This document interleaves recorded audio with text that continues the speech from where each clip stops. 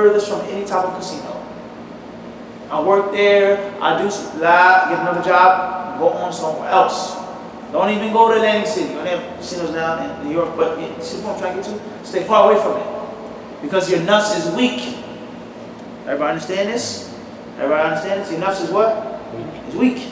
Okay? When a child is being weaned off of breast milk, the child doesn't sleep with the mother.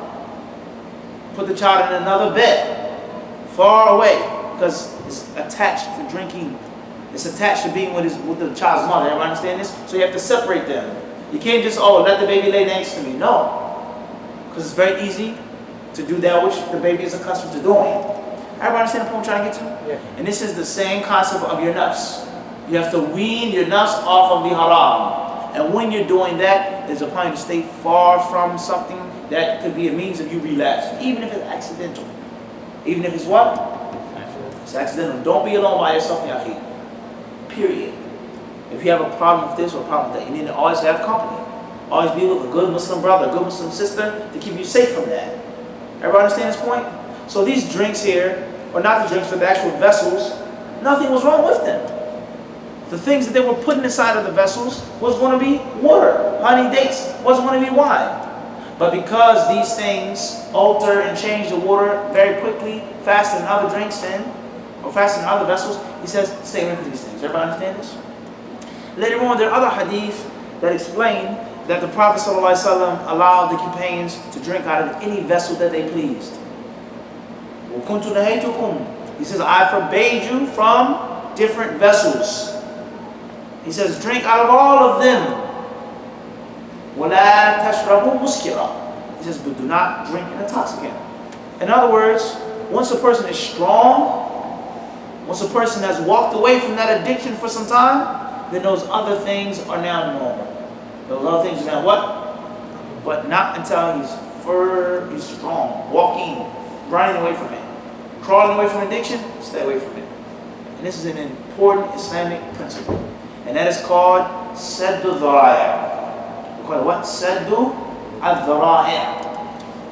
Closing, shutting off the door to evil. Even though the act in itself may not be haram, but it may lead to haram, so we say we have to cold turkey. Cut it off, shut it off. No, just give me a little la. Stay far away from it. Everybody understand this? Great deal of wisdom from the Prophet ﷺ. He then said, "Ihfaduhunna," memorize these points that I've taught you.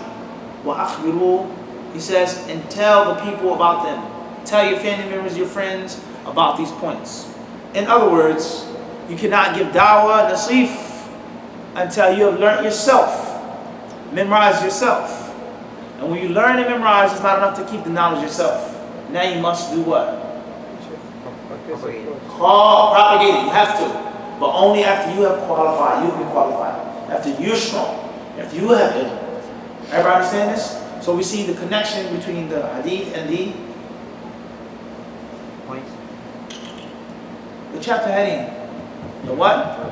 The chapter heading. It says, what du'a ilayh. Calling to that. Everybody understand this? Now, I mentioned this hadith here in my 40 hadith on seeking knowledge. Under the chapter, you must memorize, O student of knowledge. In order for you to be successful, call to Allah, teacher, imam, sheikh, hadith disciple, whatever you want to call yourself, you have to have a strong memory. You have to be able to walk around with the knowledge, walk around with the proofs and evidences in your heart and in your mind, and not just in a book or a tablet. What do you do if the tablet dies or you lose your book? Everybody understand this? So it's very important. From the benefits we give in this hadith, first and foremost, is the permissibility and the recommendation of traveling to seek knowledge. To leave your home and to seek ilm, as these people did. Another benefit we take in this hadith is the permissibility for non-Muslims to enter into the masjid.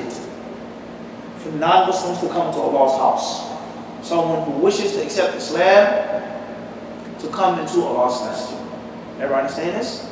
And some scholars say, even if a kafir was not interested in Islam, it is not necessarily haram for them to come into the masjid. Everybody got this? Another ulama, they take another opinion. They say, rather, it is unlawful. As Allah has said in the Quran al-Kareem, Surah Al-Baqarah, that these people are only allowed to enter Allah's masjid out of fear and disgrace. Two main views of the fuqaha among the 4 schools of thought and other schools. But from this hadith we benefit that it's jaiz, permissible for kuffar to do what? Enter into the masjid. The next benefit we give in this hadith is that a person should give glad tidings to his or her students. You should give them glad tidings.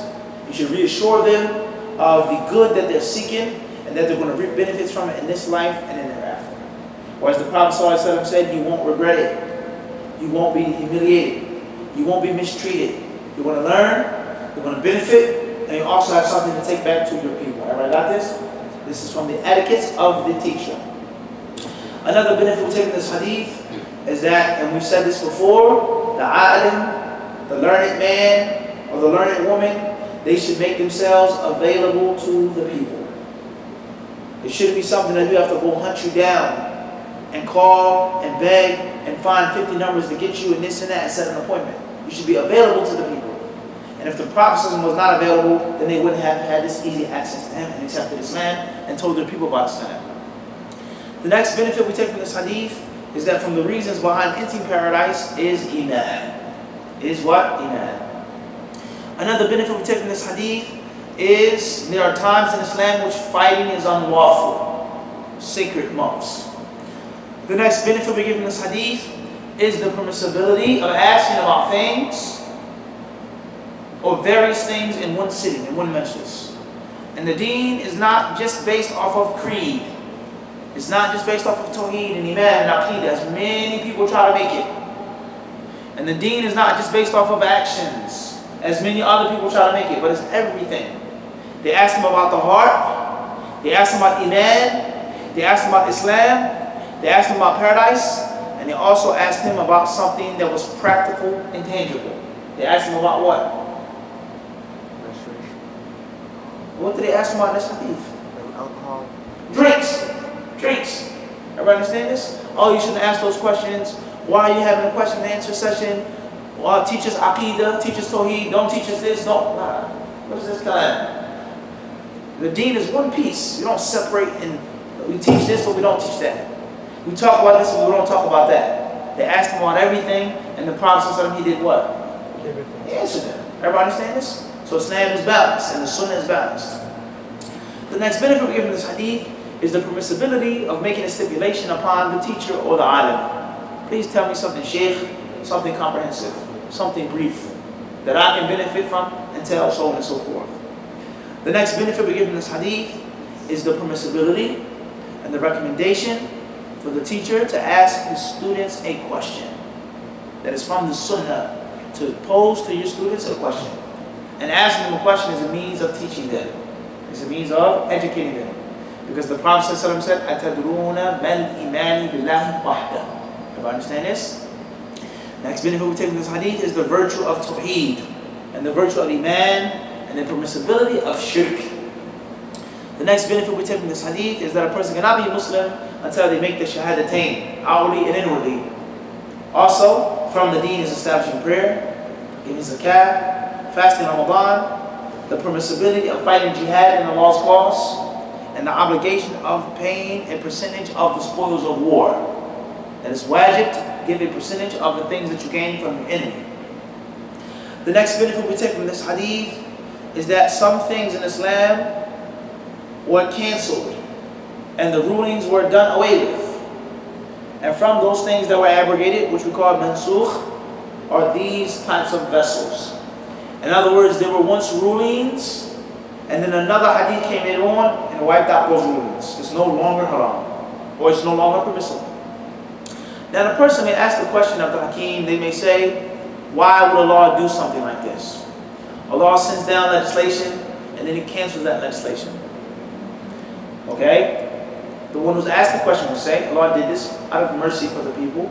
The companions had to gradually grow. They had to mature in their iman. They did things, they needed time to wean themselves off those haram acts. Sahih? Question now is, why can't that be today, in 2015? As soon as a person accepts Islam, he has to get rid of everything that's haram. She has to cover up instantly. A man is married to a woman who's not a Jew or a Christian or Muslim, he has to divorce her, so on and so on and so forth. Or a girlfriend. Why can't we have time? We say that the rulings of the deen remain as they were finalized in the time of the Prophet ﷺ. However, the application of those rulings, the tailor-made ruling that you may get, could vary from person to person. A sister accepts Islam, she's weak, she's a Muslim, she's ignorant, her parents do not like her wearing hijab, and she says, do I have to wear the hijab? I have no place to live, so on and so forth. We say, the hijab is wajib, it's obligatory, it's mandatory. That's Allah's ruling. However, in your situation, perhaps it's a necessity that you take it off. Perhaps, as you grow, you'll wear the hijab later on, etc. But the ruling doesn't change. But the application of that ruling from person to person differs. Everybody understand this? And we may say, it's haram for you not to wear the hijab. But Allah knows your situation, do what you can, strive to get out of that situation. But the ruling is as what? It's haram for you not to wear the hijab. Everybody understand this? As for taking someone who's new to faith, who's weak, and bombarding and piling up everything on them in one night, then that is far from wisdom. And that is a means of somebody leaving Islam. It's difficult, it's burdensome, it's a million rules, everything's haram, gradually. But the ruling, we say, the ruling what? It does not change. And that's the other side of extremism. And that's the fork in the road.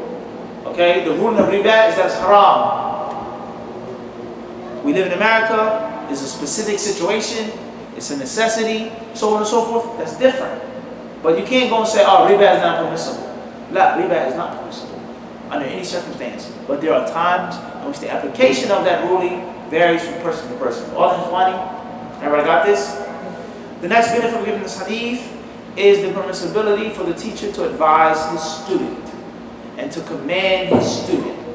The Prophet said, "Ihfazuhunna." He said, memorize these points. He told them to memorize them. Everybody understand this? Shamil, it's upon you to obey your teacher and to take his advice. And if you're not willing to take the advice of the teacher, then you're wasting your time and the time of the teacher. Everybody understand this? You're wasting everyone's time if you're not willing to listen. If you're willing to ask, but you're not willing to implement the guidance of the teacher, what's the point? Khairan, inshallah.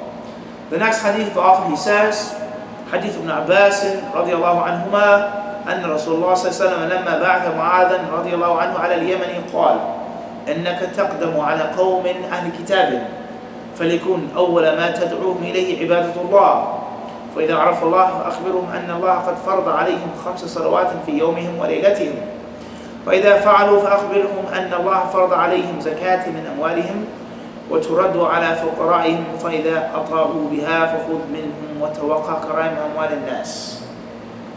He says, hadith number 11, narrated Ibn Abbas, that when the Messenger of Allah sent Mu'adh to Yemen, he told him, surely you're going to people from the Jews, those from Ahlul Kitab. So the very first thing that you call them to should be that they worship Allah alone without any partner. That's the very first thing. Once they obey you in that, and they know Allah, and they single Him out alone, and tell them that Allah has made upon them 5 prayers in the day and in the night. Once they have obeyed you in that, and they have performed that, then tell them that Allah has made it incumbent upon them to pay alms, to pay tax on their wealth. Taken from the wealthy, given toward the indigent, less wealthy, less fortunate. Once they do that, then take that wealth. But beware of seizing the most valuable of their possessions. Beware of overtaxing them. Beware of overburdening them. Beware of taking the most precious things that they own and they possess. This hadith is clear for what the author mentioned. It clearly shows us to call to Iman. Everybody understand this? To do what? To call to Iman. What time is it then? No. Hold on. We'll stop here, inshallah. And if there are any questions or comments, we'll try to take them after the event, inshallah. Wallahu a'lam. Sallallahu alaihi wa sallam wa barak ala abdihi wa rasulihi Muhammad.